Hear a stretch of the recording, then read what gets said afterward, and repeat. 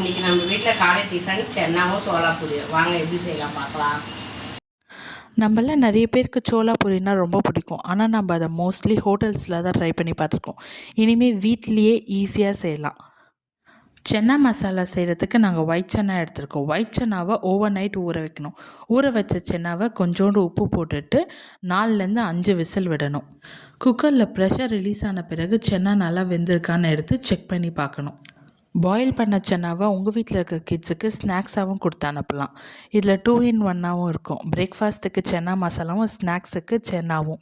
ஒரு கடாயில் 3 table spoon oil ஊற்றி 4லேருந்து 5 மீடியம் சைஸ் வெங்காயத்தை எடுத்து வதக்கி கோல்டன் ப்ரௌன் ஆன பிறகு ஒரு பிளேட்டில் எடுத்து வச்சுக்கணும்.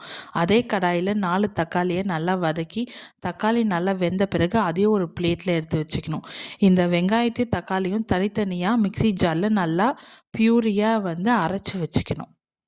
ஒரு குக்கரில் 4 டேபிள் ஸ்பூன் ஆயில் விட்டுட்டு பிரிஞ்சி இலை, பட்டை, கிராம்பு, ஏலக்காய் இது எல்லாத்தையும் போட்ட பிறகு நம்ம அரைச்சி வச்ச வெங்காயத்தையும் அதுக்கப்புறமேட்டுக்கு அரைச்ச தக்காளியும் போட்டு வதக்கிட்ட பிறகு 1 டேபிள் ஸ்பூன் ரெட் சில்லி பவுடரும் 2 டேபிள் ஸ்பூன் சென்னா மசாலாவையும் போட்டு நல்லா வதக்கணும்.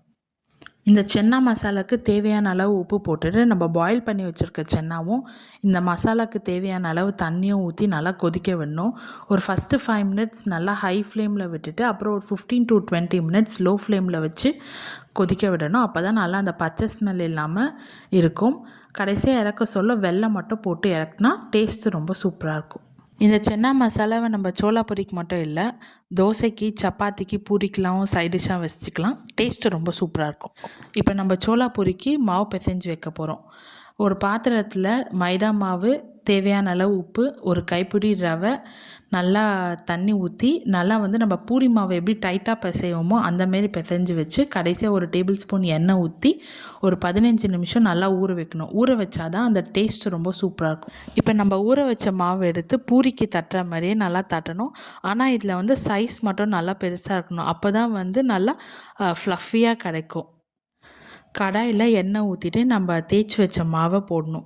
நல்லா எண்ணெய் சூடாக இருக்கணும். அப்போ தான் அந்த பூரி புஷ்ஷுன்னு கிடைக்கும், ஃப்ளஃபியாகவும் இருக்கும், ஹோட்டல் ஸ்டைலாகவும் பார்க்குற மாதிரி இருக்கும்.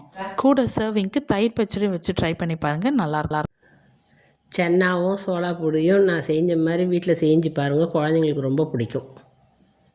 அன்றைக்கி ஈவினிங் கடையில் பீஸா வாங்கி சாப்பிட்டோம், ரொம்ப நல்லா இருந்துச்சு.